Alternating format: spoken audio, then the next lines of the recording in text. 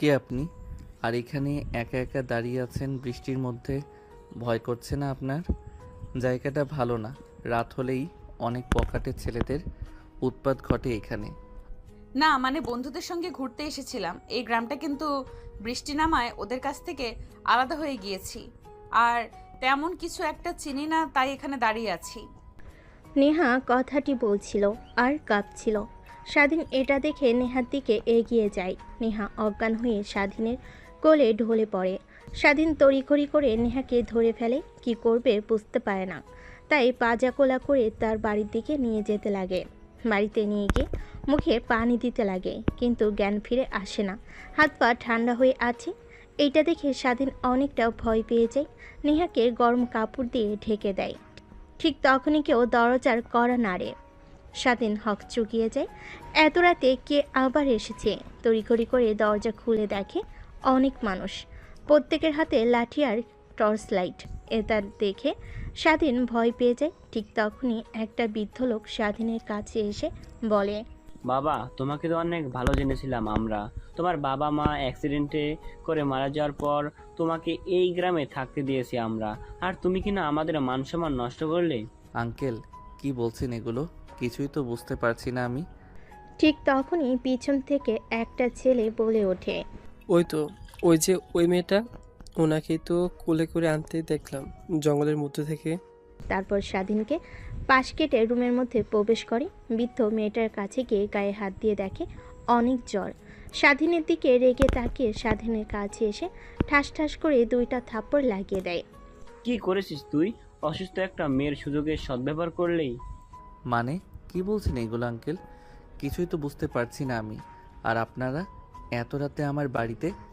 এত রাতে না আসলে তো তোর আসল রূপ দেখতে পারতাম না, যে ভদ্র চেহারার মাঝে লুকিয়ে আছে অভদ্র একটা ছেলে। এই, তোরা দেখছিস কি? মার ওকে। কথাটা বলার সঙ্গে সঙ্গে সেইখানে থাকা বেশ কিছু ছেলে এসে স্বাধীনকে লাঠি দিয়ে মারতে লাগে। স্বাধীনের শরীরের অনেকটা অংশ কেটে রক্ত বের হতে লাগে। অন্যদিকে ঘরের মধ্যে চিৎকার চেঁচামেচিতে নেহার জ্ঞান ফিরে আসে। মিটমিট করে তাকিয়ে দেখে একটা রুমে সে শুয়ে আছে, পাশে অনেকগুলো লোক দাঁড়িয়ে আছে, একটা ছেলেকে মারছে। নেহাকে জ্ঞান ফিরতে দেখে বৃদ্ধ বলে, মা, তুমি ভয় পেও না, আমরা এসেছি। ও যে এত বড় একটা কাজ করবে কখনো ভাবতেও পারিনি আমরা। তুমি ভয় পেও না, ওকে উচিত শিক্ষা দেব।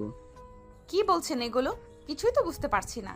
এই থাম তোরাই, এবার ওকে অনেক মেরেছিস, মরে যাবে ছেলেটা। আর তুই গিয়ে এখন ওই কাজী সাহেবকে ডেকে নিয়ে আয়। ঠিক আছে, আমি এখনই যাচ্ছি। বৃদ্ধর কথা মতো সবাই স্বাধীনকে মারা বাদ দেয়। তারপর একটা ছেলে গিয়ে কাজী সাহেবকে ডেকে আনার জন্য স্বাধীন অবাক হয়ে যায়, কি করছে এরা?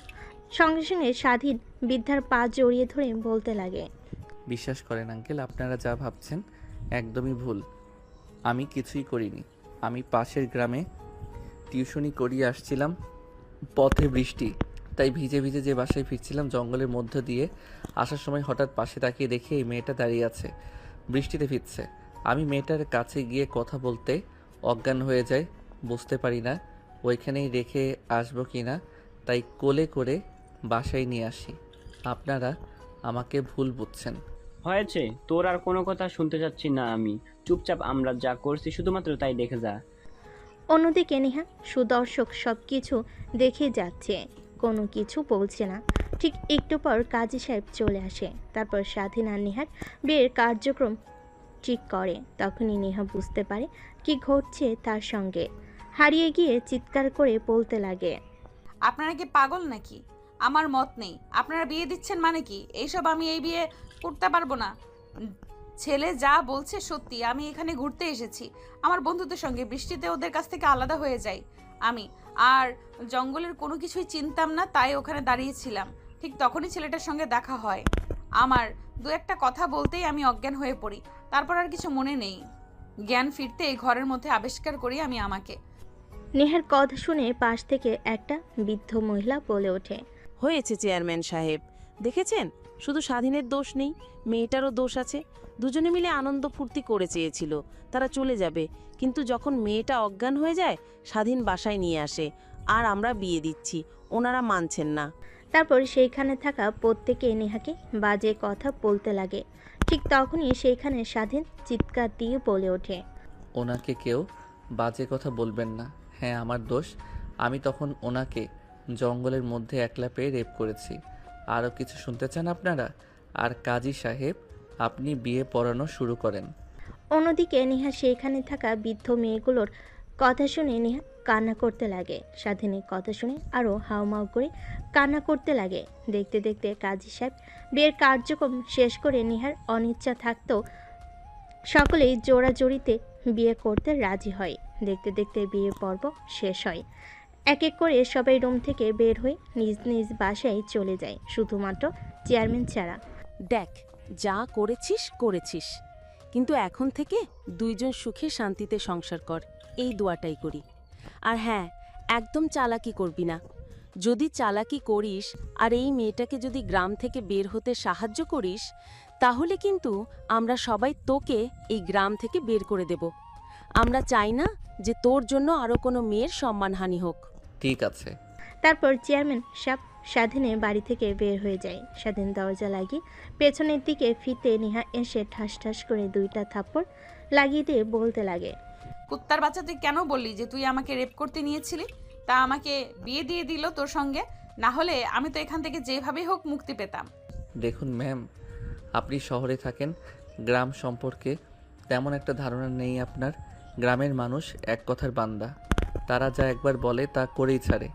আর তারা যেহেতু একবার আমাদেরকে নিয়ে উল্টাপাল্টা সিদ্ধান্ত নিয়েছে, তাহলে আমাদেরকে বিয়ে দিয়ে ছাড়বে তার জন্যই আমি এই কথাটা বলেছি। আর দেখলেন না, সকলে আপনাকে বাজে বাজে কথা বলছিল, তাই নিজের রাগকে কন্ট্রোল করতে না পেরে তখন বলেছি সরি। সবাই বাজে কথা আমাকে বললে তোর কি আসে যায়? তুই আমার কে হস? এখন আমাকে আর কে বিয়ে করবে? আর দরজা আটকালি কেন?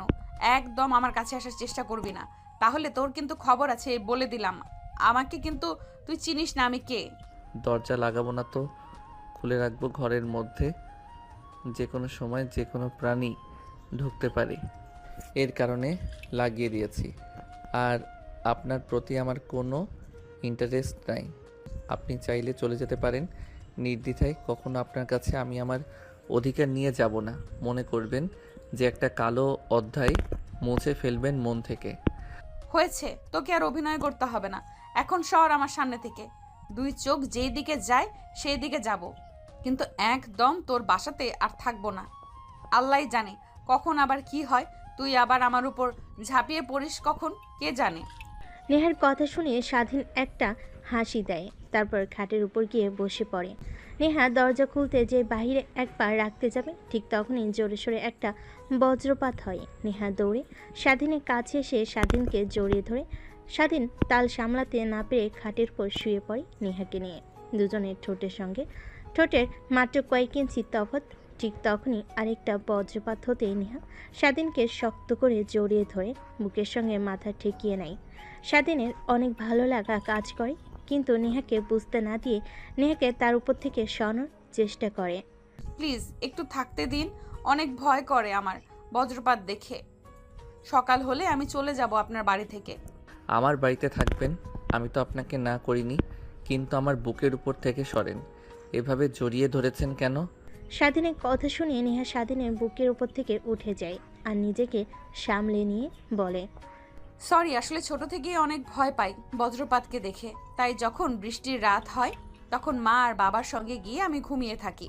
হঠাৎ বজ্রপাত হওয়ায় ভয় পেয়ে আপনাকে জড়িয়ে ধরেছি। সরি, কিছু মনে করবেন না। আর ধন্যবাদ।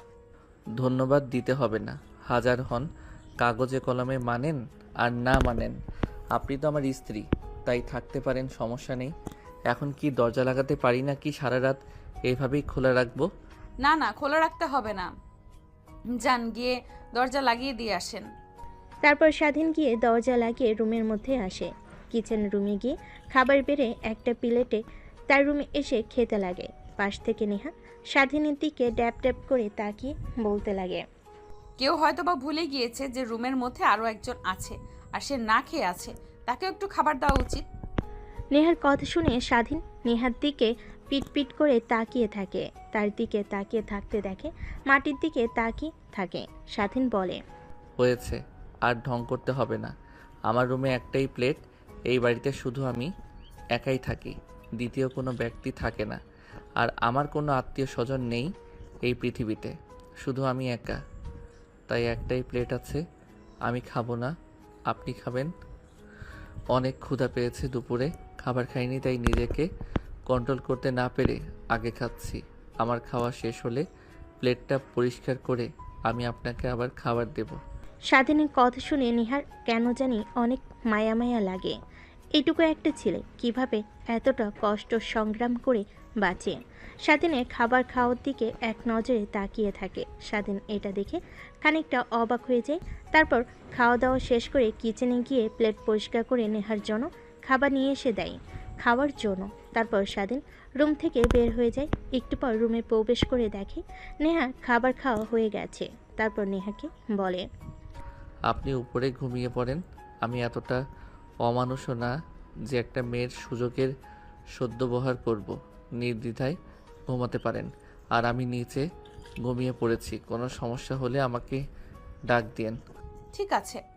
কথাটা বলে নেহা ঘুমিয়ে পড়ে কাঁথা গায়ে নিয়ে। কিন্তু নেহার ঘুম আসে না, অনেক শীত করতে লাগে। ঠিক তখনই নিজের দিকে তাকাই, স্বাধীনের দিকে দেখে একটা বালিশ নিয়ে খালি গায়ে শুয়ে আছে। শরীরের উপরে কোনো কাঁথা নেই, হয়তোবা একটা ব্যতীত আরেকটা নাই বাড়িতে। এই পর্যায়ে নেহা এই পাশ ওই পাশ করতেই ঘুমিয়ে যায়। পরের দিন সকালবেলা নেহার ঘুম ভাঙতেই দেখে স্বাধীন রুমে নেই। রুমের মধ্যে আর না থেকে বাইরে এসে দেখে স্বাধীন ব্রাশ করছে। নেহা স্বাধীনের পাশে গিয়ে দাঁড়িয়ে বলে, কিন্তু তোমার কি ভয় করে না এই নির্জন পরিবেশে থাকো তুমি? হা হা হা। ও ম্যাম, উঠে পড়েছেন? তাহলে একটা কথা মনে রাখবেন, যার পৃথিবীতে কেউ নেই ম্যাডাম, তার আল্লাহ আছে। একটা কথা সবসময় মনে রাখবেন। আর শুধুমাত্র রাতটা এসে এই বাড়িতে থাকি। তুমি তোমার লাইফ নিয়ে অনেক স্ট্রাগল করো, তাই না? আমি দোয়া করি তুমি অনেক বড় কিছু হবে একদিন। দিনভর কাজ করতে হয়, কলেজ করি, এইভাবে সময় পেরিয়ে যায়। শুধু রাতে এসে বাড়িতে থাকি। তা ম্যাম, এখন তো দিনের বেলা, এখন তো আর চিনতে অসুবিধা হবে না। আপনার বন্ধুরা কোথায় ক্যাম্প করেছিল, আপনিও চলে যেতে পারেন, সমস্যা নেই। কিন্তু রাতের বিষয় নিয়ে চিন্তা করছেন তাই না? ওইটা নিয়ে চিন্তা করতে হবে না। আমি ওইটা একটা কালো রাত ভেবে নিয়েছি। দূর স্বপ্ন একটা ভেবে নেন, তাহলেই হবে। আর আমি আপনার কাছে কখনো স্বামীর অধিকার নিয়ে যাব না। আর যদি তা না হয় তাহলে আপনি আপনার নাম্বার দিয়ে দেন, আমি ডিভোর্স লেটার পাঠিয়ে দেব আপনার স্থানে। আরে না, এটা ভাবছি না। পুরো গ্রামের মানুষ কি বললো যাওয়ার সময়, শোনো নাই যে আমি যেন গ্রাম থেকে না যাই, আমাকে যেন তুমি কোনোভাবে সাহায্য না করো গ্রাম থেকে চলে যেতে। তারা তো এসে আবার আমাকে না দেখলে তোমাকে মারধর করবে। ওই বিষয় নিয়ে আপনাকে ভাবতে হবে না ম্যাম, আপনি যেতে পারেন, আমি সেটা দেখে নেব। আর আপনার নাম্বারটা দিন, ডিভোর্স লেটার পাঠিয়ে দিব। তারপর স্বাধীন ফ্রেশ হয়ে ঘরের ভিতর থেকে ফোন নিয়ে আসে। স্বাধীনের হাতে বাটন ফোন দেখে নেহা খানিকটা হক চুকিয়ে যায়, কারণ এই জেনারেশনে এসেও একটা ছেলে বাটন ফোন চালায়। তারপর স্বাধীনের নাম্বার নেহা নিয়ে নেয়। তারপর নেহাকে খানিকটা এগিয়ে দিয়ে বাসায় চলে আসে স্বাধীন। রান্না করে খাবার খেয়ে তার কলেজে চলে যায়। অন্যদিকে নেহা রাস্তায় এসে সব কিছু চিনতে পারে। হাঁটতে হাঁটতে তার বন্ধুদের ক্যাম্পে চলে যায়। নেহাকে দেখতে পেয়ে সবাই দৌড়ে আসে নেহার কাছে। কে রে, তুই কোথায় হারিয়ে গিয়েছিলি? আমরা তোকে নিয়ে কত টেনশন করছি জানিস? আমরা তো এখনই পুলিশ স্টেশনে যাচ্ছিলাম রিপোর্ট করার জন্য। রাত ভোর বৃষ্টি হয়েছে, তাই তোকে আর খুঁজতে বের হতে পারিনি আমরা কেউ। এভাবে না বলে করে কোথায় হারিয়ে গিয়েছিলি? তুই নাকি কোনো সমস্যা হয়েছে? তোর এমন মন মরা যে? আরে না, টেনশন করছিস কেন? কিছুই হয়নি। আসলে বাড়ির কথা অনেক মনে পড়ছে। অনেক দিন তো হলো ক্যাম্প করে থাকলাম, চল বাসায় ফিরে যাই। এখানে থাকতে আর একদম ভালো লাগছে না আমার। হ্যাঁ ঠিক বলেছিস। তুই স্যারকে বললাম তোর কথা, স্যার অনেক চিন্তিত হয়ে পড়েছে। পাশের ক্যাম্পে রেস্ট নিচ্ছে মনে হয়। আর রাতে কই ছিলি? আর বলিস না, রাতে কথাটা বলতে গিয়ে নেহা থেমে যায়। মনে মনে ভাবতে লাগে, সকল বিষয় কি এদেরকে খুলে বলবো? যদি বলি তাহলে তো সবাই উল্টাপাল্টা ধারণা করবে। না, সম্পূর্ণ কথা খুলে বলা দরকার নেই। শুধু বলি রাতে একটা ছেলের বাসাতে আশ্রয় নিয়েছিলাম। আরে না, তোদের কাছ থেকে আলাদা হয়ে যাওয়ার পর আমি কিছুই চিনতে পারি না। হাঁটতে হাঁটতে একটা বাড়ির সামনে চলে যাই, তারপর দরজায় কড়া নাড়তে একটা ছেলে বের হয়। তারপরে ওখানে আমি আশ্রয় নিয়েছিলাম। জানিস ছেলেটা অনেক ভালো, একটা নিরিবিলি পরিবেশে থাকে। ও আচ্ছা, তাহলে এই ব্যাপার। আর আমরা তোকে নিয়ে কতই চিন্তা করছিলাম, তোর ফোনে কতবার ফোন করেছি। আমার ফোনের চার্জ তো ছিল না যে তোদের সঙ্গে কথা বলবো।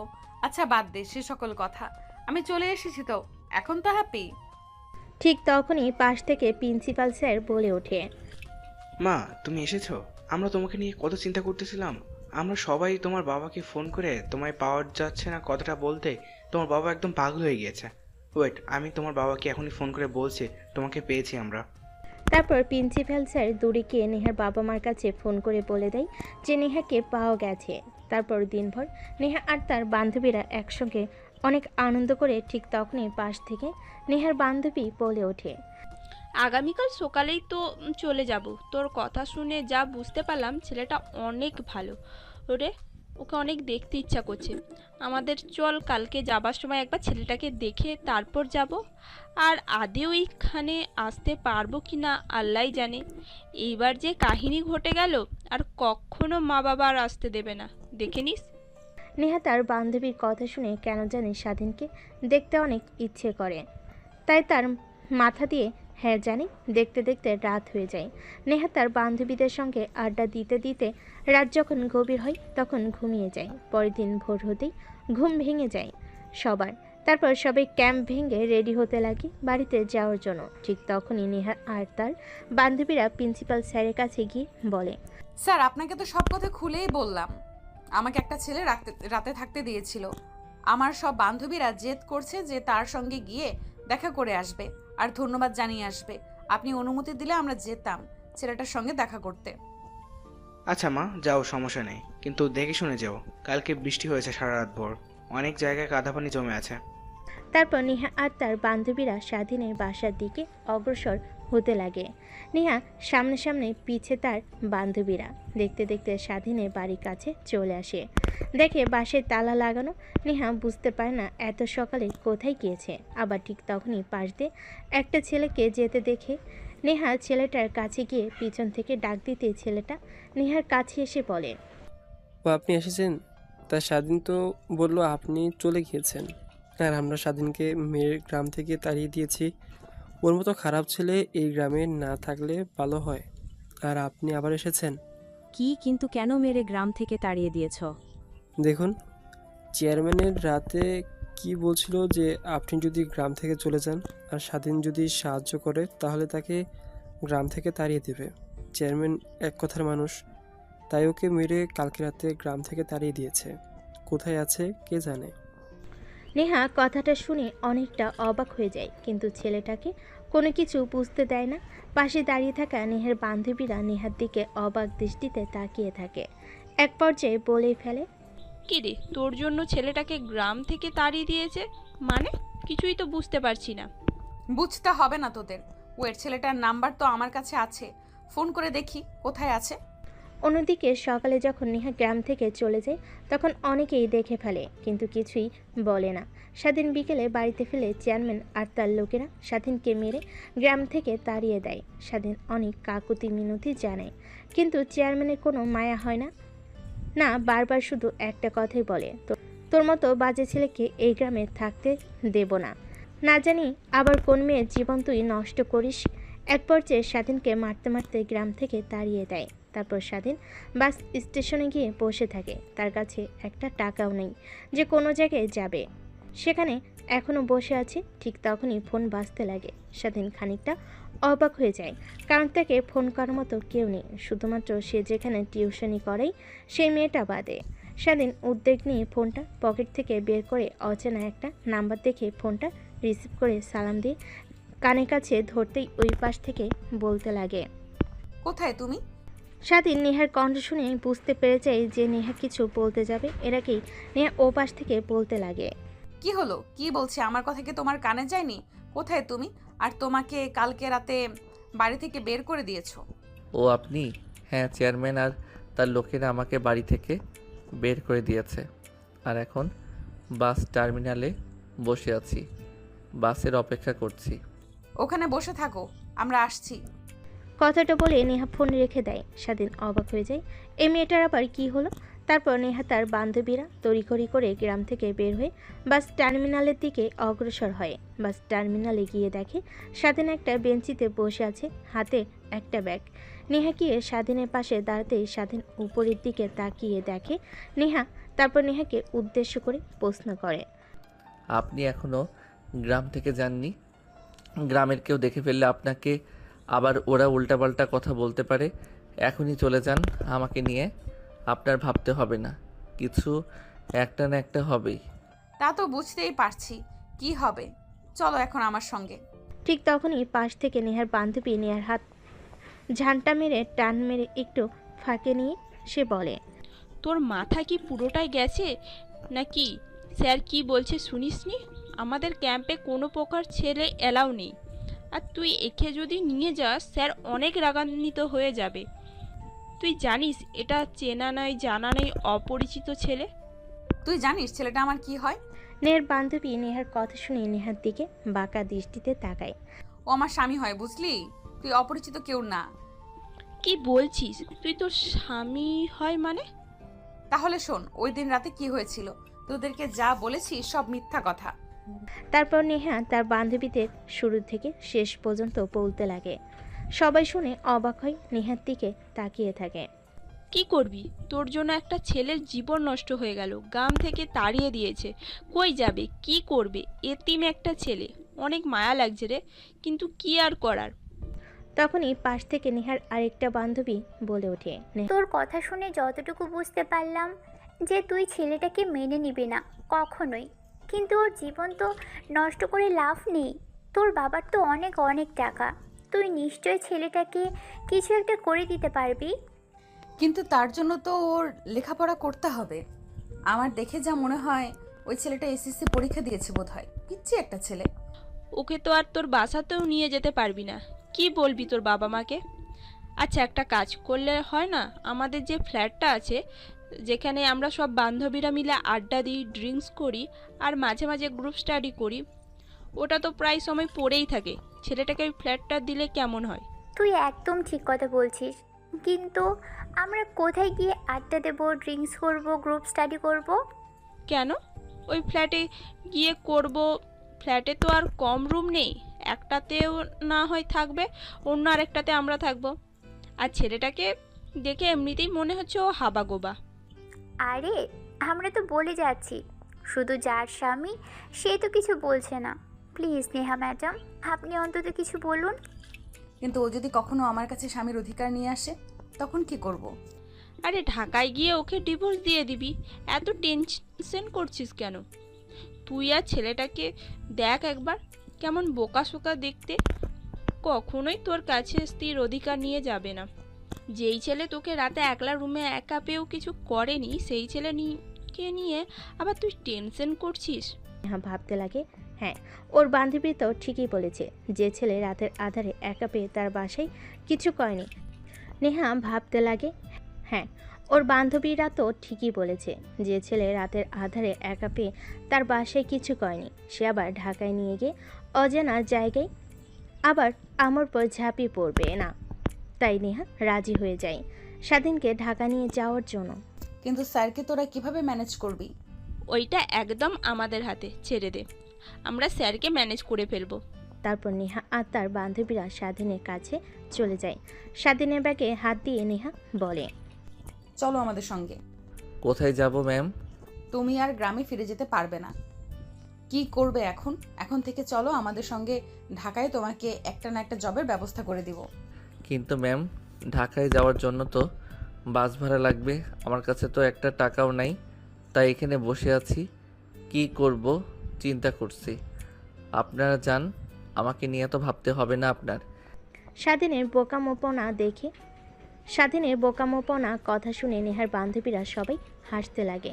স্বাধীন সবার দিকে তাকিয়ে ভাবতে লাগে, কি এমন বলেছি যে সবাই এমনভাবে হাসছে। একটু পর নেহার ধমক শুনে সবাই হাসি বন্ধ করে। তারপর নেহা বলে, তোকে ভাবতে হবে না টাকা পয়সা নিয়ে, চল এখন আমার সঙ্গে। স্বাধীন আর কোনো কথা বলে না। এখানে বসে থাকার থেকে তাদের সঙ্গে ঢাকায় গিয়ে যদি তারা কোনো চাকরির ব্যবস্থা করে দেয় তাহলে তার জন্য অনেক ভালো হয়। তারপর নেহা তার বান্ধবীদের পিছু পিছু হাঁটতে লাগে। একটু পর সবাই ক্যাম্প যেখানে করেছিল সেখানে চলে আসে। প্রিন্সিপাল স্যার তাদের দিকে তাকিয়ে এসে বলে, তোমরা কখন গিয়েছো আর কখন আসছো? বললে তো মাত্র 20 মিনিট লাগবে, আর 2 ঘন্টা হয়ে গেল। এতক্ষণ কোথায় ছিলে? সবে অপেক্ষা করছি আমরা। ঢাকায় ফিরতে হবে তো, আবার ফিরতে ফিরতে রাত হয়ে যাবে না হলে। তারপর নেহা আর তার বান্ধবীরা প্রিন্সিপাল স্যারের সঙ্গে স্বাধীনের মোলাকাত করে দেয়।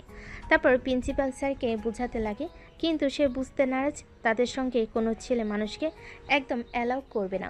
অবশেষে নেহার বান্ধবীদের কথায় প্রিন্সিপাল স্যার রাজি হয়ে যায় স্বাধীনকে ঢাকায় নিয়ে যাওয়ার জন্য। তারপর সবাই সকালের খাওয়া দাওয়া করে বাসে উঠে পড়ে ঢাকায় যাওয়ার জন্য।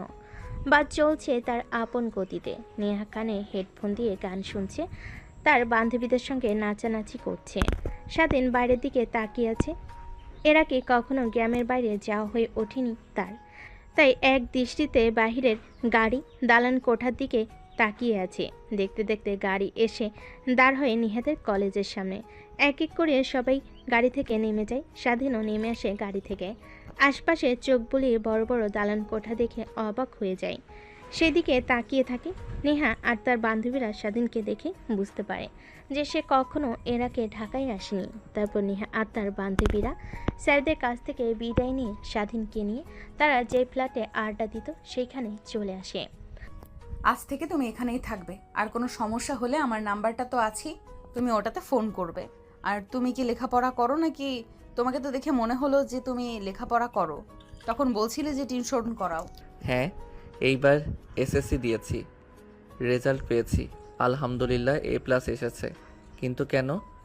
তাহলে তো হয়ে গেল, তোমাকে একটা এখানে ভালো একটা কলেজে ভর্তি করিয়ে দেব। আর তুই ভালো টাকা পয়সা নিয়ে টেনশন করিস না। আর জীবনে বড় হতে হলে লেখাপড়া করতে হবে, লেখাপড়ার অবদান অপরিসীম। মনোযোগ দিয়ে লেখাপড়া কর, তারপর আমি আমার বাবার কোম্পানিতে তোকে একটা ভালো চাকরি দিয়ে দেব। ঠিক আছে ম্যাম। তারপর নেহা স্বাধীনকে সব কিছু দেখিয়ে দিতে লাগে। স্বাধীন সব কিছু দেখে নেয়। তারপর নেহা আর তার বান্ধবীরা ফ্ল্যাট থেকে বের হয়ে যে যার বাসে চলে যায়। নেহা বাসে গিয়ে তার বাবা মার সঙ্গে দেখা করে রুমে গিয়ে ফ্রেশ হয়ে একটা লম্বা ঘুম দেয়। ঘুম থেকে উঠে দেখে রাত 8টা বেজে গেছে। অন্যদিকে স্বাধীন রাত হয়ে যাওয়ায় অনেক ক্ষুধা লাগে। সে কি করবে বুঝে উঠতে পারে না। সে নেহাকে ফোন করবে, কিন্তু ফোন করতে গিয়ে দেখে তার ফোনে টাকা নেই। তাই রুমে বসে থেকে বই বের করে পড়তে লাগে। অন্যদিকে নেহা খাওয়া দাওয়া করে 10টার দিকে রুমে আসে। বই বের করে পড়তে নিলে তখনই মনে পড়ে স্বাধীনের কথা। ছেলেটা কি খেয়েছে না খেয়েছে এটাই ভাবতে লাগে। ফোনটা হাতে নিয়ে ফোন করে স্বাধীন ফোন রিসিভ করতে নেহা বলে, কিরে, তুই কি কিছু খাওয়া দাওয়া করেছিস নাকি? না ম্যাম, এইখানে তো কিছু চিনি না, আর আমার কাছে টাকাও নেই যে বাহিরে গিয়ে খাবার খেয়ে আসবো। তুই তো রান্না করতে পারিস, চিকেন। রুমে গিয়ে দেখ, সেখানে সব কিছু আছে। আচ্ছা ওয়েট, তোকে কিচেন রুমে যেতে হবে না, তুই কিছু বুঝতে পারবি না। আমি অনলাইনে খাবার অর্ডার দিয়ে দিচ্ছি, একটু পর দরজায় কলিং বেল দিলে খুলে খাবারগুলো নিয়ে নিস, কেমন? আর কোনো প্রয়োজন হলে আমাকে ফোন করিস। কিন্তু ম্যাম, আমার ফোনে তো টাকা নাই যে আমি আপনাকে ফোন করব। আমি টাকা পাঠিয়ে দিয়েছি। আর আরেকটি কথা, আমাকে ম্যাম বলবে না, আমাকে আপু বলে ডাকবে। আমাকে আর আমার বান্ধবীর সবাইকে আপু বলে ডাকবি, ম্যাম বলতে হবে না। রাখি এখন। তারপর নেহা ফোন রেখে দেয়। নেহা পড়তে পড়তে ঘুমিয়ে পড়ে। অন্যদিকে একটু পর দরজায় কলিং বেল দিতে স্বাধীন গিয়ে দরজা খুলে দেয়। ডেলিভারি ম্যান খাবার দিয়ে গেল। স্বাধীন খাবার খেয়ে নেয়, তারপর ঘুমানোর চেষ্টা করে, কিন্তু এর আগে কখনো নরম বিছানায় ঘুমায়নি, তাই ঘুম আসে না। জোর করে ঘুমিয়ে পড়ে। পরদিন সকালবেলা অনেক সকালে ঘুম ভেঙে যায়। তার আশেপাশ থেকে আজানে সুমিষ্ট ধ্বনি ভেসে আসতে লাগে।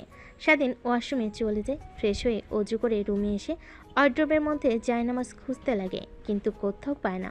উল্টো নেহার ছোট ছোট জামাকাপড় দেখে এইটা দেখে স্বাধীন শরম পেয়ে যায়। তারপর ফ্লোরেই নামাজ পড়ে নেয়। নামাজ পড়ে বেলকুনিতে এসে সকালের সুমধুর পরিবেশ উপভোগ করতে লাগে। বড় বড় দালান কোঠা। এই দালান কোঠার কাছে তাকে একদমই ছোট দেখায়। অন্যদিকে নেহা তার মার ডাকে ঘুম ভেঙে যায়। মা, এত সকাল সকাল ডাকাডাকি করছো কেন? রাত ভোর করেছি, একটু ঘুমাতে দাও তো। আরে ঘড়ির দিকে তাকিয়ে দে, কত বাজে? 9টা বাজছে। কলেজে যাবি না? অনেক দিন তো হলো বাহিরে দিয়ে ঘুরে আসলি। ও মা, কি বলো, 9টা বেজে গেছে? তারপর নেহা তড়িঘড়ি করে ওয়াশরুমে চলে যায়। ফ্রেশ হয়ে বাহিরে এসে রেডি হয়ে কাঁধে ব্যাগ নিয়ে বাড়ি থেকে বের হতে যাবে, ঠিক তখনই খাবার টেবিল থেকে নেহার মা বলে ওঠে, কি রে মা, এমন হকচকিয়ে কোথায় যাচ্ছিস? খাবার তো অন্তত খেয়ে যা, তোর কলেজ শুরু হতে এখনো অনেক সময় আছে। না মা, সময় নেই, এক্সট্রা ক্লাস আছে। বাই বাই, আল্লাহ হাফেজ। নেহার আবার কি হলো? কখনো দেখলাম না লেখাপড়ার প্রতি এতটা সিরিয়াস হতে, আজ যেমন ভাব দেখাচ্ছে। আরে বাদ দাও না, তুমি শুধু শুধু মানুষদের সন্দেহ করো। তোমার অফিসের সময় পার হয়ে যাচ্ছে, তাড়াতাড়ি খেয়ে অফিস যাও। তারপর নেহা গাড়ি নিয়ে নিজের ড্রাইভ করতে করতে তাদের ফ্ল্যাটে চলে আসে। দরজায় গিয়ে কড়া নাড়তে স্বাধীন দরজা খুলে দেয়। স্বাধীন নেহাকে হাঁপাতে দেখে বলে, কি হয়েছে ম্যাম, এমনভাবে হাঁপাচ্ছেন কেন? ওই হাঁপাচ্ছি এখনো, তুই ফ্রেশ হসনি? কই ম্যাম, আমি তো অনেক আগে উঠেছি, নামাজ পড়েছি, বাহিরে বেলকনিতে গিয়ে দাঁড়িয়ে থেকে শহর দেখেছি আর রুমের মধ্যে বসে থেকেছিলাম। তুই তো রান্না করতে পারিস, এদিকে কিচেন রুম আর এটা হলো টিভি। তারপর নেহা স্বাধীনকে সব কিছু দেখিয়ে দিতে লাগে। সব দেখিয়ে দেওয়া হলে নেহা সোফায় বসে টিভি অন করে। স্বাধীন পাশে বসে পড়ে। তারপর নেহা স্বাধীনকে প্রশ্ন করে, আচ্ছা, তোর কোনো আত্মীয় স্বজন নেই? আর তোর বাবা মা অ্যাক্সিডেন্ট করে কিভাবে মারা গেল? নেহার কথা শুনে স্বাধীন উপরের দিকে তাকিয়ে দীর্ঘ একটা নিঃশ্বাস ফেলে বলতে লাগে, তাহলে শোনেন, আমার যখন বয়স মাত্র 8 বছর, তখন আমাদের অবস্থা অনেক ভালো ছিল। আমার বাবা গ্রামের চেয়ারম্যান ছিল, সবাই তাকে ভালোবাসতো, অনেক সৎ লোক ছিল সে। আবার অনেক শত্রু ছিল। একদিন বাবা আর মা আমার নানি বাড়িতে যাচ্ছিল, ঠিক তখনই ট্রাকের সঙ্গে অ্যাক্সিডেন্ট হয়ে মারা যায় বাবা আর মা। আর আমার অনেক আত্মীয় স্বজন আছে, তারা আমার বাবার সম্পত্তি দখল করে নিয়েছে আর আমাকে বাড়ি থেকে বের করে দিয়েছে। তখন ওই গ্রামের একটা লোক যে এখন বর্তমান চেয়ারম্যান, উনি আমাকে ওই পাহাড়ের চূড়াতে বাড়ি তৈরি করে দেয়। ওইখানে আমি একাই থাকতাম, প্লাস লেখাপড়াও করতাম। বিকেলে এসে ভাটায় কাজ করতাম। এভাবে চলতে লাগে আমার দিনগুলো। ঠিক তখনই পাশের একটা গ্রামে টিউশনি পাই আমি। টিউশনি করাতাম, সে থেকে সেই টাকা পেতাম। সেই টাকা দিয়ে লেখাপড়ার খরচ আর খাবার খরচ হয়ে যেত আমার। এইভাবে চলছিল দিনকাল। আর আপনার সঙ্গে হঠাৎ দেখা আর আমার জীবন পরিবর্তন। কথাগুলো বলে স্বাধীনের চোখ থেকে এক ফোঁটা অশ্রু বের হতে যাবে, ঠিক তখনই স্বাধীন তার হাতে উল্টোপুট দিয়ে মুছে ফেলে। নেহার চোখের আড়াল হয় না সব দেখে নেহা স্বাধীনের কাছে এসে ওর পিঠে হাত বুলিয়ে দিয়ে বলে, আর চিন্তা করতে হবে না তোকে, আমি তোর পাশে আছি। যা, তোর সার্টিফিকেটগুলো নিয়ে আয়, তোকে কলেজে ভর্তি করিয়ে দিয়ে আসি। নেহার কথা শুনে স্বাধীন সোফা থেকে উঠে ব্যাগটা নিয়ে আসে। তারপর নেহা স্বাধীনকে নিয়ে বাসার বাইরে চলে আসে। গাড়ি করে যেতে লাগে তার কলেজের উদ্দেশ্যে। নেহা এবার ইন্টার সেকেন্ড ইয়ারে পড়ছে। তারপর কলেজে এসে গাড়ি বের করতে নেহার বান্ধবীরা চলে আসে। তাদের সঙ্গে কিছু কথা বলে স্বাধীনকে নিয়ে সোজা প্রিন্সিপাল স্যারের রুমে চলে যায়। প্রিন্সিপাল স্যার নেহাকে দেখে বলে, নেহা মামনি যে, আসো আসো, ভেতরে আসো। তা আজ হঠাৎ কি মনে করে? স্যার, একে এই কলেজে ভর্তি করার জন্য এসেছি। এটা তো ওই ছেলেটা তাই না, যে গ্রামে তুমি হারিয়ে গিয়েছিলে? তা একে এই কলেজে ভর্তি করবে? যে গ্রামের ছেলে, এর তো অত টাকা পয়সা আছে কিনা যে এই কলেজে পড়বে? স্যার, এটা নিয়ে আপনাকে ভাবতে হবে না। আপনি হয়তোবা ভুলে গেছেন যে আমার বাবা এই কলেজের প্রতিষ্ঠাতা। আমি যাকে চাই তাকেই ভর্তি করাবো। আপনি শুধুমাত্র ফর্মালিটিগুলো দেখবেন, আর টাকা পয়সা নিয়ে টেনশন করতে হবে না আপনার। আরে মা, ভুল হচ্ছে। কেন, ছেলেটার দিকে একবার তাকাও, দেখো কীরকম পোশাক আশাক পরিধান করে, চুলের স্টাইল সবার সঙ্গে মানিয়ে নিতে পারবে না, আর কলেজের রিপুটেশন নষ্ট হবে। স্যার, এটা নিয়ে আপনাকে ভাবতে হবে না। আপনি এগিয়ে যা বলবেন আপনি তাই করেন। তারপর প্রিন্সিপাল স্যার নেহার জোড়াজুড়িতে স্বাধীনকে কলেজে ভর্তি করে নেয়। তারপর প্রিন্সিপালের রুম থেকে বের হয়ে আসে নেহা। তারপর স্বাধীনকে নিয়ে সোজা চলে যায় শপিং মলে। স্বাধীনকে বেশ কিছু জামাকাপড় কিনে দেয়। সেলুনে নিয়ে গিয়ে মাথার চুল সুন্দর করে কেটে দিতে বলে। তারপর নেহা বাইরে গিয়ে অপেক্ষা করতে লাগে। একটু পরে সেলুন থেকে বের হতেই নেহা অবাক হয়ে যায়। মাশাল্লাহ, আমার জুনিয়র বরকে তো দেখতে অনেক কিউট। শুধু গ্রামের পরিবেশে থাকতো দেখে তেমন ভালো দেখায়নি। এই নেহা, কি ভাবছিস তুই এসব? ও তোর জুনিয়র, আর তুই ওকে মেনে নিতে পারবি না কখনোই তোর সঙ্গে। কথাটা নিজে নিজে বলে নেহা নিজের মাথায় আলতো করে টোকা দেয়। জোরে লাগাতে ব্যথাতে আহ করে ওঠে। কি হয়েছে ম্যাম আপনার? আরে তোকে কতবার বলবো আমাকে আর আমার বান্ধবীকে ম্যাম বলে ডাকবে না, আপু বলে ডাকবি। ঠিক আছে ম্যাম। ও সরি আপু। নেহা রাগী দৃষ্টিতে তাকাতে স্বাধীন মুচকি একটা হাসি দেয়। স্বাধীনের হাসি দেখে নেহা দ্বিতীয়বার ক্রাশ খায়। তারপর রেস্টুরেন্টে গিয়ে খাওয়া দাওয়া করে স্বাধীনকে নিয়ে ফ্ল্যাটে চলে যায়। ফ্ল্যাটে গিয়ে নেহা সোফার উপর বসে পড়ে। স্বাধীন কিচেন রুমে গিয়ে শরবত বানিয়ে নেহাকে দেয়। অবাক হয়ে স্বাধীনের হাত থেকে শরবত খেয়ে ফেলে। ঠিক তখনই নেহার ফোনে কল আসে। ফোন রিসিভ করে কানের কাছে ধরতে ওপাশ থেকে নেহার বান্ধবীরা বলে, কিরে, স্বামীকে পেয়ে একদম আমাদেরকে ভুলেই গেলি। কি বলছিস এসব? তোরা স্বামীকে পেয়ে তোদের ভুলে গিয়েছি মানে? আর কে স্বামী? হয়েছে, তোকে আর ঢং করতে হবে না। দিব্যি তো ফ্ল্যাটে নিয়ে গিয়ে এনজয় করছিস আর অভিনয় করছিস, তাই না? দেখ, একদম উল্টাপাল্টা কথা বলবি না। ওকে কলেজে ভর্তি করিয়ে দিয়ে শপিং মলে গিয়েছিলাম ওর জন্য পোশাক কিনে দেওয়ার জন্য। তা ম্যাম, এখন আপনি কোথায়? কই আর থাকবো, ফ্ল্যাটে। ফ্ল্যাটে কি করছেন? নিশ্চয়ই জুনিয়র হাজব্যান্ডকে নিয়ে এনজয় করছেন। ডিস্টার্ব করলাম? রাগিয়ে রাখি? দেখ সাথী, একদম রাগাবি না বলে দিলাম। ও, বুঝতে পেরেছি। তাহলে এখনো এনজয় শুরু করেননি। তাহলে ম্যাম দয়া করে দরজাটা খুলবেন, আমরা ফ্ল্যাটের দরজার সামনে দাঁড়িয়ে আছি। নেহার বান্ধবী কথাটা বলতে নেহা গিয়ে দরজা খুলে দেয়। দরজার ওই পাশে নেহার সকল বান্ধবী নেহার রেগে সাথীর দিকে তাকাতেই সাথী নেহাকে পাশ কাটিয়ে সবাই এসে বসে পড়ে। নেহা দরজা লাগিয়ে সাথীর কাছে এসে ওর গলা চেপে ধরে বলতে লাগে, কুত্তি, এই কি সব উল্টাপাল্টা কথা বলছিস তুই? ও আপু আপনারা চলে এসেছেন। আর নেহা আপু আপনি সাথী আপুকে মারছেন কেন? আরে কই মারছি?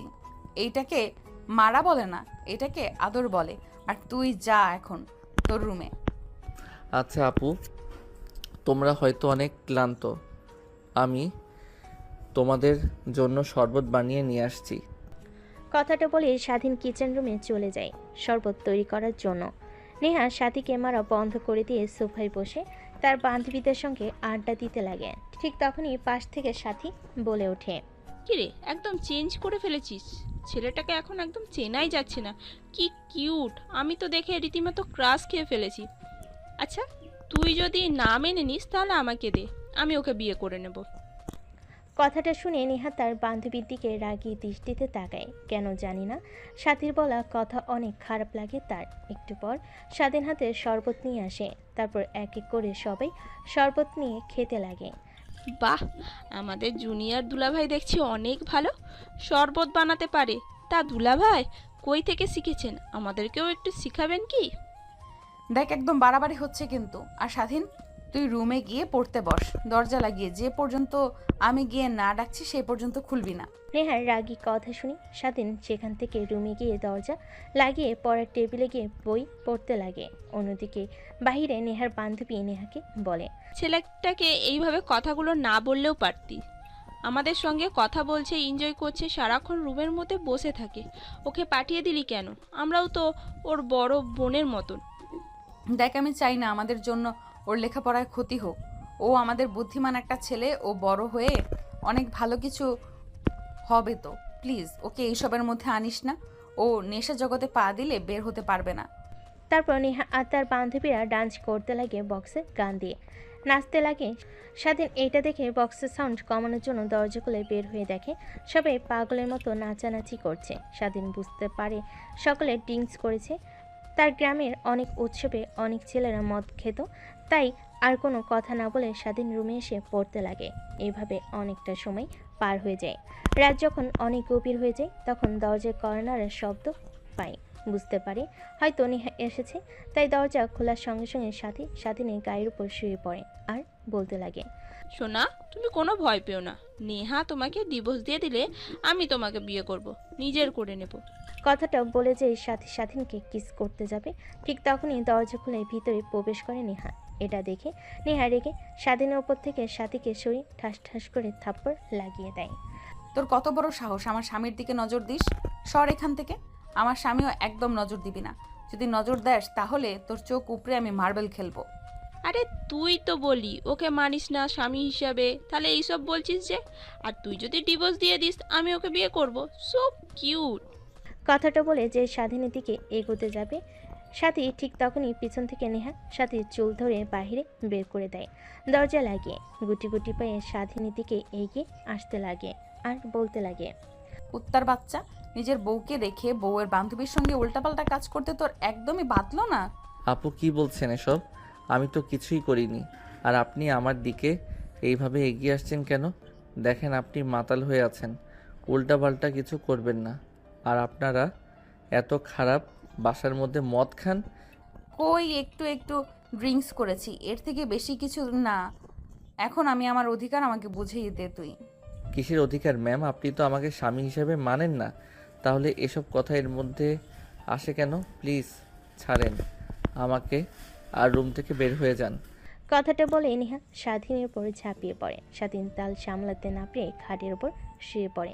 নেহা স্বাধীনকে কিস করতে লাগে, অনবরত পা দিয়ে স্বাধীনের পায়ে স্লাইড করতে লাগে। স্বাধীন উত্তেজিত হতে লাগে। এক পর্যায়ে নেহার কোনো রেসপন্স পায় না স্বাধীন। মিটমিট করে তাকিয়ে দেখে নেহা ঘুমিয়ে গেছে, অনেক ড্রিঙ্ক করে মাতাল হয়ে গিয়েছে আর এখন ঘুমিয়ে পড়েছে। তাই স্বাধীন কোনো মতে নেহার নিচ থেকে সরে যায়। তারপর নেহাকে ভালোভাবে শুইয়ে দিয়ে নেহার পাশে ঘুমিয়ে পড়ে। পরের দিন নেহার ঘুম ভাঙতে নিজেকে আবিষ্কার করে স্বাধীনের বুকের মধ্যে। এটা দেখে অনেকটা রাগ হয় নেহার। স্বাধীনের কাছ থেকে ছাড়া পেয়ে ধাক্কা দিয়ে ফ্লোরে ফেলে দেয়। হঠাৎ ফ্লোরে পড়ে যায়। স্বাধীনের ঘুম ভেঙে যায়। অবাক দৃষ্টিতে সামনে নেহার দিকে তাকিয়ে থাকে। কুত্তার বাচ্চা, তোকে একটু সুযোগ দিয়েছি আর তুই সুযোগের সদ্ব্যবহার শুরু করেছিস। ভেবেছিলাম তুই অনেক ভালো, অন্যান্য ছেলেদের মতো না, সহজ সরল। কিন্তু তুই যে এই সহজ সরল চেহারার মধ্যে ভয়ঙ্কর একটা চরিত্র লুকিয়ে আছে সেটা তো আর আমি জানি না। দেখুন আপু, আপনি আমাকে ভুল ভাবছেন। আপনি যা ভাবছেন তা একদমই হয়নি। চুপ, একদম চুপ। একটা কথাও বলবি না তুই আর। এক্ষুনি রুম থেকে বেরিয়ে যা, তোকে যেন আর না দেখি আমার চোখের সামনে। নেহার কথা শুনে সেদিন ঘর থেকে বের হয়ে যায়। বাহির এসে দেখে নেহার বান্ধবীরা সবাই অগোছালোভাবে শুয়ে আছে। স্বাধীন ফ্লোরে থাকা বোতল আর চিপসের প্যাকেটগুলো পরিষ্কার করতে লাগে। এক পর্যায়ে নেহার বান্ধবীদের ঘুম ভেঙে যায়। আরে জুনিয়র দুলাভাই, আপনি কাজ করছেন কেন আমরা থাকতে? আরে না, তোমরা ঘুমাও, আমি পরিষ্কার করছি। আর কি খাবে? আমি রান্না করে দিচ্ছি। জুনিয়র দুলাভাই, আপনি রান্না করতে পারেন? সব পারি, শুধু বলো কি খাবে। ঠিক তখনই রুমের বাইরে বের হয় নেহা। স্বাধীনকে তার বান্ধবীদের সঙ্গে কথা বলতে দেখে রেগে বলে, নেহা, ওই কুত্তার বাচ্চা, তোকে কি বললাম? তোর কানে যায়নি? তোকে না বললাম রুম থেকে বের হয়ে যা? এখন এখানে রয়েছিস যে? ম্যাম, আপনি বের করে দিলে কোথায় যাব? আমি ঢাকার শহরের কিছুই তো চিনি না। আমি ভুল করে থাকলে ক্ষমা চাচ্ছি, কিন্তু আমাকে আপনি বাড়ি থেকে বের করে দিয়েন না। তোর কোনো কথাই শুনতে চাচ্ছি না আমি, এখন চলে যাবি। আর বান্ধবীরা সবাই অবাক হয়ে নেহার দিকে তাকিয়েছিল। হঠাৎ কি হলো নেহার? স্বাধীনের সঙ্গে এমন ব্যবহার করছে? উদ্বেগ নিয়ে বলে ফেলে সাথী। কি রে, কি হয়েছে? ছেলেটাকে কিভাবে কথা বলছিস? কেন আর রেগে আছিস কেন এত? কুত্তার বাচ্চা কত বড় সাহস, আমার মাতাল হওয়ার সুযোগ নিয়েছে। আর কি বলছিস? কিছুই তো বুঝতে পারছি না, সব কিছু মাথার উপর দিয়ে যাচ্ছে। বুঝিয়ে বল অন্তত। তারপর নেহা তার বান্ধবীদের শুরু থেকে শেষ পর্যন্ত বলতে লাগে। এটা শুনে সবাই হা হা করে হাসতে লাগে। আমার কথা কি তোদের জোকস মনে হচ্ছে যে তোরা হাসছিস? জোকস নয় তো কি? তোর স্বামী তোকে স্পর্শ করবে না তো আমাদের স্পর্শ করবে? আরে তুই তো ফুল মাতাল হয়েছিলি। আমি স্বাধীনের কাছে গিয়েছিলাম, অভিনয় করতেছিলাম, কিন্তু স্বাধীন আমার কাছ থেকে বারবার দূরে সরে গিয়েছে। এটা দেখে তুই রেগে স্বাধীনকে নিয়ে দরজা আটকে দিয়েছিলি। তারপর কি করেছিস সেটা জানি না। আমরা ছেলেটার কোনো দোষ নেই। একটা মেয়ে যদি ওর কাছে যায়, নিজেকে আর কন্ট্রোল করে রাখবে কতক্ষণ? তারপর তুই আবার ওর বউ, তাই বলে ও আমার মাতাল হওয়ার সুযোগ নেবে? আরে তোর ঠোঁটের লিপস্টিক স্বাধীনের অনেকটা জায়গায় লেগে আছে, ঘাড়ে, কপালে, ঠোঁটে, কিন্তু তোর কোনো জায়গাতেই ওর স্পর্শ নেই। দেখেছিস তো? তুই ওকে জোর করেছিস, ও না। নেহা নিজেও অবাক হয়েছে, কি এমন বলেছে যে সবাই হাসছে। তারপর নেহা নিজে নিজে ভাবতে লাগে, হ্যাঁ ঠিকই তো বলেছে। নেহা ভাবতে দেখে সাথে নেহার কাঁধে হাত রেখে বলে, আরে ভয় পেতে হবে না, যা এখন ছেলেটাকে কোথায় আছে গিয়ে নিয়ে আয়। ও তো ঢাকা শহরের কিছুই চেনে না, আবার হারিয়ে না যায়। তারপর নেহা ফ্ল্যাটের বাইরে এসে স্বাধীনকে খুঁজতে লাগে। অন্যদিকে নেহার বান্ধবীরা ঘর পরিষ্কার করতে লাগে। বাইরে এসে দেখে স্বাধীন একটা গাছের নিচে বসে আছে আর কি যেন ভাবছে। নেহা পাশে গিয়ে বসতে স্বাধীন পাশ ফিরে তাকিয়ে দেখে নেহা। সরি তোকে ভুল বোঝার জন্য, আসলে আমারই ভুল ছিল। কিন্তু আপু আমাদের মধ্যে কিছুই হয়নি। আপনি মাঝপথে গিয়ে অজ্ঞান হয়ে গিয়েছিলেন আর আমি স্বস্তি নিঃশ্বাস ফেলে আপনাকে খাটের উপর শুয়ে দিয়ে আমি পাশে ঘুমিয়ে পড়েছিলাম। অনেক ক্লান্ত ছিলাম তাই। সত্যি বলছিস তুই? হা হা, এক সত্যি 3 সত্যি। আর যদি আপনার সঙ্গে কিছু হতো তাহলে তো আপনি বুঝতেই পারতেন, তাই না? তারপর নেহা ভাবতে লাগে। হ্যাঁ, স্বাধীন তো ঠিকই বলেছে। যদিও আমার সঙ্গে উল্টাপাল্টা কিছু করে তাহলে তো আমার শরীরে ব্যথা হয়ে থাকবে, কিন্তু কোনো ব্যথা নেই, শরীরে কোনো পরিবর্তন নেই। আসলে তোকে ঘুম থেকে উঠে দেখে অবাক হয়ে গেছিলাম, রেগে লাথি দিয়েছিলাম। সরি, চল এখন রুমে। সরি বলতে হবে না। আর আমি বুঝতে পেরেছিলাম আপনি আপনার ভুল বুঝতে পারলে আসবেন। আর আপনি ছাড়া আমার এই পৃথিবীতে কেউ নেই আপু। কথাটা বলেই স্বাধীন কান্না করতে যাবে। এর আগেই নেহা আজ স্বাধীনের কাঁধে হাত রেখে বলে, সরি তো বলছি, তারপরও এমন করছিস কেন? চল, আর কখনোই তোকে ভুল বুঝবো না। তারপর নেহা স্বাধীনকে নিয়ে ফ্ল্যাটে চলে যায়। ফ্ল্যাটে ঢুকতেই নেহার বান্ধবীরা চলে যায়। নেহা ওয়াশরুমে গিয়ে গোসল করে নেয়। বাইরে এসে পোশাক পরিবর্তন করে বাইরে আসে। দেখে স্বাধীন টেবিলে খাবার রেখে দিয়ে বসে আছে। আপু আসুন বসুন, আমি রান্না করেছি আপনার জন্য, খেয়ে তারপর না হয় যাবেন। আর ওই আপুগুলো কোথায় গেল? তোমাদের না বললাম আমি রান্না করব, আপনারা খেয়ে যাবেন, কিন্তু চলে গেল যে? আরে ওরা বাসায় চলে গেছে, আর আমাকেও যেতে হবে। ওয়েট, খাবার খেয়ে তারপর যাই। তারপর নেহা আর স্বাধীন দুজন মিলে খাবার খেতে লাগে। খাওয়া দাওয়া শেষ করে যাবার সময় নেহা বলে, নতুন পোশাক পরে রেডি হয়ে থাকবি, একটু পর আমি তোকে ফোন করলেই নিচে যাবি, তারপর তোকে নিয়ে কলেজে যাব। ঠিক আছে আপু। তারপর স্বাধীনের কাছ থেকে নেহা চলে যায়। বাসে গিয়ে দরজায় কলিং বেল দিতে কাজের মেয়ে এসে দরজা খুলে দেয়। নেহা তার রুমের দিকে যেতে যাবে, ঠিক তখনই বসার রুম থেকে নেহার বাবা বলতে লাগে, নেহামা এদিকে আয়, তোর সঙ্গে কিছু কথা বলার আছে। হ্যাঁ বাবা বল, হ্যাঁ বাবা বলো, আমাকে আবার কলেজে যেতে হবে। দেখ মা, তুই আমাদের আদরের একমাত্র মেয়ে, তোকে কখনো এমন কোনো কথা বলিনি যাতে তুই কষ্ট পাস। যখন যা চেয়েছিস তাই দিয়েছি, কিন্তু দিন দিন তোর ব্যবহার কেমন যেন হয়ে যাচ্ছে। আমার একদমই ভালো লাগছে না। আমি ভালো করে জানি বন্ধু বান্ধবীদেরকে নিয়ে আনন্দ ফুর্তি করার বয়স এইটা তোর। তোরা একটা ফ্ল্যাট কিনেছিস সব বান্ধবীরা মিলে, ওইখানে গিয়ে আড্ডা দিস, কিন্তু ইদানিং তোর সঙ্গে নাকি একটা ছেলেকে দেখা যাচ্ছে। তুই আমাদের কলেজে গিয়ে তাকে ভর্তি করে দিয়েছিস। প্রিন্সিপাল স্যার ওকে ভর্তি করতে চাচ্ছিল না, তারপরেও তুই জোড়াজোড়ি করে ভর্তি করে দিয়েছিস। নেহা তার বাবার কথা শুনে হকচকিয়ে ওঠে। আমতা আমতা করে বলতে লাগে, বাবা কে বলেছে তোমাকে? হ্যাঁ, আমরা একটা ফ্ল্যাট নিয়েছি এটা সত্যি, কিন্তু একটা ছেলেকে নিয়ে কই আমি করছি। কলেজে নিয়ে গিয়েছিলাম যে ছেলেটাকে, ওইটা হচ্ছে আমার ফ্রেন্ডের ছোট ভাই, ওকে কলেজে ভর্তি করে নেই প্রিন্সিপাল স্যার, তাই রেগে নিয়ে গিয়েছিলাম আমার সঙ্গে। ঠিক আছে, আমি এই বিষয় নিয়ে প্রিন্সিপাল স্যারের সঙ্গে কথা বলছি। আর তোমাকে যেন আর ওই ছেলেটার সঙ্গে না দেখা যায়। ঠিক আছে বাবা। তারপর নেহা তার বাবাকে জড়িয়ে ধরে গালে একটা চুমু দিয়ে রুমে চলে যায়। রুমে ব্যাগে বই নিয়ে বাইর হয়ে আসে। তার বাবার কাছ থেকে বিদায় নিয়ে সোজা চলে যায় তাদের ফ্ল্যাট বাড়ির সামনে। স্বাধীনকে ফোন দিতে নিচে নামে আসে। স্বাধীনকে দেখে নেহা তৃতীয়বারের মতো ক্র্যাশ খায়। আমার জুনিয়র জামাই দেখছি দিন দিন অনেক কিউট হচ্ছে, আল্লাহ জানে কত পেতনি ওর দিকে নজর দিবে। আজ সবাইকে একদম শেষ করে ফেলবো। যদি কেউ খারাপ দিকে তাকায়, 2-1 দিন আগে কিংবা পরে হোক, ওকে আমি মেনে নেবই। থাক নেহা, কি ভাবছিস এসব? তোর সঙ্গে কখনোই ওর যায় না। আপু চলো, কি ভাবছো? আমি কখন গাড়িতে উঠে বসেছি, কলেজের সময় তো পেরিয়ে যাচ্ছে, চলো।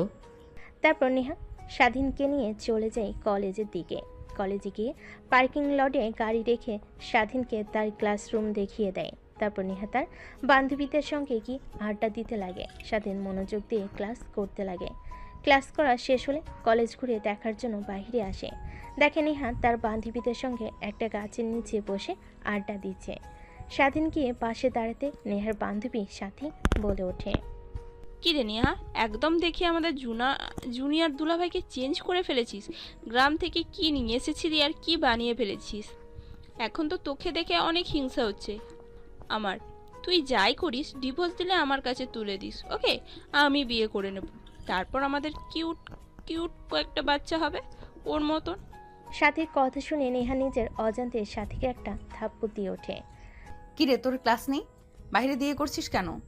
হ্যাঁ আপু, ক্লাস আছে, কিন্তু কলেজটা দেখার জন্য বের হয়েছি।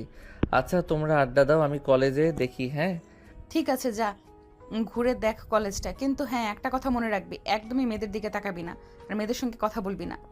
স্বাধীন মাথা দিয়ে হ্যাঁ জানে। তারপর নিজে নিজেই পুরো কলেজটা ঘুরে দেখতে লাগে। কলেজ দেখা শেষ হলে স্বাধীন তার ক্লাসরুমে গিয়ে আবার ক্লাস করতে লাগে। দেখতে দেখতে কলেজের সময় শেষ হয়ে যায়।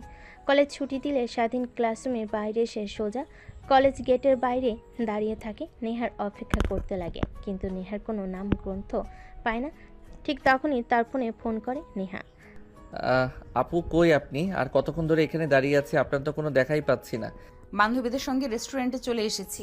তুই একটা কাজ কর, তোকে আগামীকাল কিছু টাকা দিয়েছিলাম না, ওই টাকা দিয়ে সোজা বাসায় চলে যাবি। এদিক ওইদিক একদমই ঘোরাফেরা করবি না। আর রাস্তা তো চিনিস না, চিনলে রিক্সাওয়ালাকে আমাকে বললেই তোকে নিয়ে যাবে। ঠিক আছে, আর আপনি কি ফ্ল্যাটে যাবেন না? না, বাসায় যাব। ও তো তোর সঙ্গে থাকলে মা বাবা সন্দেহ করতে পারে। রাখি এখন, আর কোনো সমস্যা হলে আমাকে ফোন করিস। তারপর স্বাধীন গাড়ির জন্য অপেক্ষা করতে লাগে, কিন্তু কোনো রিক্সা ফাঁকা পায় না। এক পর্যায়ে একটা রিক্সা ফাঁকা দেখতে পায়। স্বাধীন রিক্সাওয়ালাকে ডাক দিয়ে দেয়। স্বাধীনের সামনে এসে দাঁড়িয়ে রিক্সা উঠতেই স্বাধীনের সঙ্গে একটা মেয়ে উঠে পড়ে। এই কে আপনি? আর রিক্সা দাঁড় করিয়েছি, আমি যাব, আপনি কেন উঠে বসলেন? হাই, আমি তিথি। আমি আর তুমি একই ক্লাসে পড়ি। তোমাকে আজকে দেখেছি, আমার বেস্ট ফ্রেন্ড হতে পারি। আর তুমি যেদিকে যাবে ওই দিকে আমার বাসা। তো প্লিজ রাস্তায় নামিয়ে নিও, কোনো রিকশায় ফাঁকা পাচ্ছি না। কি করব আর বলো, বাসায় যেতে হবে তাড়াতাড়ি। তাহলে তুমি চলে যাও, আমি আরেকটা রিক্সা দাঁড় করে না হয় যাব। আরে আস না, ভয় পাচ্ছ কেন? আমি তো আর তোমাকে খেয়ে ফেলছি না। তারপর রিক্সাওয়ালা মামাকে স্বাধীন বলতে যেতেই লাগে। মেয়েটার সঙ্গে টুকটাক কথা বলতে লাগে স্বাধীন। অন্যদিকে নেহা আর তার বান্ধবীরা রেস্টুরেন্টে খাওয়া দাওয়া করছিল। ঠিক তখনই রেস্টুরেন্টের সামনে দিয়ে একটা মেয়ের সঙ্গে রিক্সায় করে যায়। এটা নেহার চোখের আড়াল হয় না। নেহা রেগে তার হাতে থাকা গ্লাসটা ভেঙে ফেলে। এটা দেখে নেহার বান্ধবী বলে, কি রে, কি ব্যাপার, কি হয়েছে তোর? এত রেগে গেলি কেন হঠাৎ করে? আরে কই রেগে গিয়েছি, বাসায় যেতে হবে, তোরা থাক। আরে খাবারটা অন্তত খেয়ে যা। বাসায় যাওয়ার জন্য এত তাড়াহুড়ো লাগিয়েছিস কেন? একটা ইম্পর্ট্যান্ট কাজ আছে, তাই বাসায় যেতে হবে। ভাই তোদের সঙ্গে পরে কথা হবে। তারপর নেহা রেস্টুরেন্টের বাইরে এসে গাড়ি স্টার্ট দিয়ে যেতে লাগে। রাস্তাতে স্বাধীন আর মেয়েটাকে দেখে ওদের পিছু পিছু আসতে লাগে। এক পর্যায়ে স্বাধীনের শরীরের ওপর বারবার কথা বলতে বলতে মেয়েটা এটা ওইটা দেখে, আরও অনেক রেগে যায়। আর নিজেকে কন্ট্রোল করতে না পেরে নেহার জোরে গাড়ি চালিয়ে সোজা ফ্ল্যাটে এসে দরজা খুলে রুমে গিয়ে বসে থাকে। অন্যদিকে স্বাধীন মেয়েটার সঙ্গে পরিচিত হতে লাগে। এই অল্প কিছুক্ষণের মধ্যে স্বাধীন বুঝতে পেরে যে মেয়েটা অনেক মিশুক। তারপর মেয়েটা তার বাসার কাছে আসতেই রিক্সা থেকে নেমে যায়। স্বাধীনকে পায়ে জানিয়ে তারপর রিক্সা যেতে লাগে তার আপন গতিতে। বাসার সামনে আসতে রিক্সাওয়ালাকে ভাড়া দিয়ে ভিতরে প্রবেশ করে। তারপর ভিতরে ফ্ল্যাটের দরজা খুলে ভিতরে ঢুকে পড়ে। রুমে গিয়ে ব্যাগ রেখে পাশে তাকিয়ে দেখে নেহা তার দিকে অগ্নিদৃষ্টি নিক্ষেপ করে তাকিয়ে আছে। স্বাধীন এইটা দেখে রীতিমতো ভয় পেয়ে যায়। আরে আপু তুমি, আর তুমি না বললে যে আসবে না? তোমার বাসায় যেন কি কাজ আছে, কিন্তু এখানে যে কি হয়েছে? কিছুই হয়নি, বাট ওই মেয়েটাকে আর তোকে কি বললাম আমি যে কোনো মেয়ের সঙ্গে কথা বলবি না, তারপরও আমার কথা অমান্য করলি কেন? ও তুমি তিথির সঙ্গে দেখেছো? ও তো আর আমি একই ক্লাসে পড়ি, আজকে ওর সঙ্গে পরিচয় হলো। মেয়েটা অনেক মিশুক। ও আচ্ছা, তাই একদিনের মধ্যে বান্ধবী বানিয়ে ফেললি, আর কিছুদিন গেলে তো গার্লফ্রেন্ড বানিয়ে ফেলবি। কি বলছো এগুলো তুমি আপু? নেহা নিজের রাগকে আর কন্ট্রোল করতে না পেয়ে দৌড়ে স্বাধীনের কাছে এসে ওর গলা চেপে ধরে দেওয়ালের সঙ্গে দু হাত দিয়ে নেহার কাছ থেকে ছাড়া পাওয়ার আপ্রাণ চেষ্টা করে। আপু প্লিজ ছেড়ে দাও, আমার অনেক ব্যথা লাগছে। ব্যথা লাগার জন্যই তো আমি ধরেছি, আর কোনো মেয়ের সঙ্গে একটা রিক্সা করে যাওয়া আসা করবি? তুই কোনো মেয়ের সঙ্গে কথা বলবি না আর। না আপু প্লিজ, তুমি এবারের মতো ছেড়ে দাও। আর কোনো মেয়ের সঙ্গে কথা বলবো না আমি। স্বাধীনের কথা শুনে নেহা ছেড়ে দেয়। স্বাধীন দু হাত দিয়ে গলা ধরে কাশতে কাশতে ফ্লোরে বসে পড়ে। নেহা যে খাটের উপর বসে পড়ে। সরি। সরি বলতে হবে না, আমি তো তোমার কেনা গোলাম। তুমি যখন যা করবে মুখ বুজে সহ্য করতে হবে। থাকতে দিয়েছো, খেতে দিয়েছো, লেখাপড়া করতেও দিয়েছো, আর তুমি আমাকে মারবে সামান্য বিষয় আমি কিছুই মনে করিনি। আসলে ছোট থেকেই আমার একটা বদ অভ্যাস আছে যে আমার কথা শোনে না, তার প্রতি আমার অনেক রাগ হয়। তোকে বলেছি না মেয়েদের কাছ থেকে দূরে দূরে থাকবি, কিন্তু তুই তো উল্টা আমার কথা বড় ক্লাবই করেছিস, তাই রে তোকে মেরেছি। সরি। আচ্ছা আমি অন্য মেয়েদের সঙ্গে কথা বললে তাই আপনার কি? আপনি তো আপনার বন্ধুদের সঙ্গে বসে আড্ডা দেন, আমি তো কিছু বলি না। আমি তোর বিয়ে করা স্ত্রী, এই কথাটা হয়তোবা তুই ভুলে যাচ্ছিস বারবার। না আপু ভুলে যাচ্ছি না, কিন্তু তুমি তো আমাকে সেই অধিকার দাওনি। তুমি তো আগেই বলে নিয়েছো কখনো তুমি আমাকে মানতে পারবে না। তাহলে এখন এই কথা বলছো কেন? বাদ দাও। তুমি যেহেতু বলেছো কোনো মেয়েদের সঙ্গে কথা বলবো না, আর আমি ঠিক তখনই নেহার ফোনে ফোন আসে। নেহা ফোনটা হাতে নিয়ে দেখে তার বাবা ফোন করেছে। রুম থেকে বের হয়ে রিসিভ করে নেহা। তার বাবার সঙ্গে কথা বলে নেহাকে তার বাবা তাড়াতাড়ি বাসায় যেতে বলে। তারপর নেহা বাসায় চলে যায়। স্বাধীন ভাবতে লাগে। আচ্ছা বুঝতে পারছি না আপু আমার সঙ্গে কেন অন্য মেয়েকে দেখতে পায় না। আমাকে দেখে সাথী আপু যখন ভালো মন্তব্য করে তখন নেহা আপু ওই রকম করে কেন? নেহা আপু আমাকে ভালোবেসে ফেলেছে ধীরে ধীরে। দেখো কি ভাবছি আমি, উনি কোথায় আর আমি কোথায়। হয়তোবা আমাকে শাসন করে যেন আমি অল্প সময়ে মেয়েদের পাল্লায় না পড়ি। মেয়েদের কাছ থেকে দূরে থাকতে হবে আমাকে। নেহা বাড়িতে গিয়ে বসার রুমে গিয়ে দেখে অনেক মানুষ বসে আছে। নেহা কাউকে চিনতে পারে না। তারপর নেহার মা নেহাকে নিয়ে নেহার রুমে চলে যায়। তারপর বলে, মা এই শাড়ি আর গহনা পরে সুন্দর করে সেজে বাহিরে আয়। কিন্তু কেন? তোর বাবা তোর এক বন্ধুর ছেলের সঙ্গে তোর বিয়ের কথা বলছে, তাই তারা তোকে দেখতে এসেছে। তাই তোকে ফোন করে তোর বাবা তাড়াতাড়ি আসতে বলল। আর বাবা যে বলল তুমি নাকি অসুস্থ, তাহলে এটা কি মিথ্যা কথা? আরে তোকে আমার অসুস্থতার কথা না বললে তো আর আসতি না, তাই তোকে মিথ্যা কথা বলেছে তোর বাবা। এখন তাড়াতাড়ি রেডি হয়ে আয়, অনেকক্ষণ হলো তারা বসে আছে তোকে দেখার জন্য অধিক আগ্রহে। এখন বাইরে গিয়ে তুমি বাবাকে বলবে আমি এই বিয়ে করতে পারবো না। কিন্তু কেন? অনেক ভালো ফ্যামিলি, তোর বাবার বন্ধু প্লাস বিজনেস পার্টনার, অনেক ভদ্র আর নরম একটা ছেলে। আমরা তো সবাই রাজি, তোর বাবা অনেক খুশি। কিন্তু আমি না লেখাপড়া শেষ করব, নিজের পায়ে দাঁড়াবো, তারপর আমি বিয়ে করব, এর আগে না। সাফ সাফ করে তোমাকে বলে দিলাম। দেখ মা, তোর বাবা তো অনেক রাগী, এটা তো তুই জানিস। তোর বাবার মাথায় রাগ উঠলে কিন্তু তাকে কন্ট্রোল করা যায় না। এখন এত কথা না বলে তাড়াতাড়ি রেডি হয়ে নিচে আয়, তারপর না হয় বিষয়টা নিয়ে আলোচনা করা যাবে। এখন তো তোর বাবার মান সম্মান রক্ষাতে আয়। যাও, আসছি, শুধুমাত্র তোমার কথাতে। কিন্তু আমি বিয়ে করতে রাজি, কিন্তু নয়। লক্ষ্মী মা আমার, আয়। শাড়ি আর গহনার দিকে তাকাতে স্বাধীনের কথা মনে পড়ে। আর ছেলেটার সঙ্গে একদমই বেশি বেশি করা হয়ে গিয়েছে। তারপর শাড়ি আর গহনা পরিধান করে নেয়।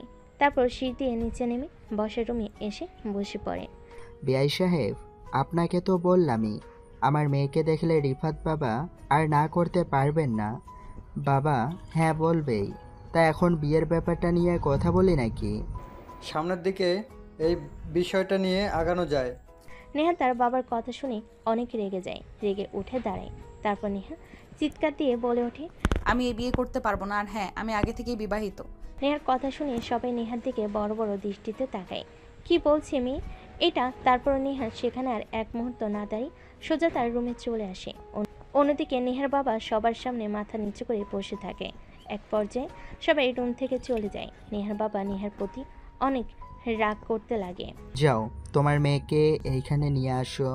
আর এত মানুষের মধ্যে আমার মাথা নিচু করতে ওর কি একটুও বুক কাটলো না? যেরকম তুমি সেরকমই মেয়ে, দুজন একদম এক হয়েছে। আমি তোমার আর তোমার মেয়ের মাঝখানে নেই। কি করবে তোমরা জানো? আমি গেলাম এখান থেকে।